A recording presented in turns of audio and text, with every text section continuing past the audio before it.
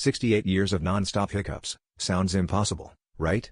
Meet Charles Osborne, the man who endured this bizarre ordeal from 1922 to 1990, hiccuping an estimated 430 million times. Despite countless medical consultations and various remedies, nothing could stop his relentless hiccuping.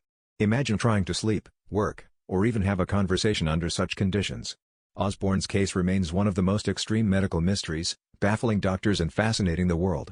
How would you cope with a lifetime of hiccups?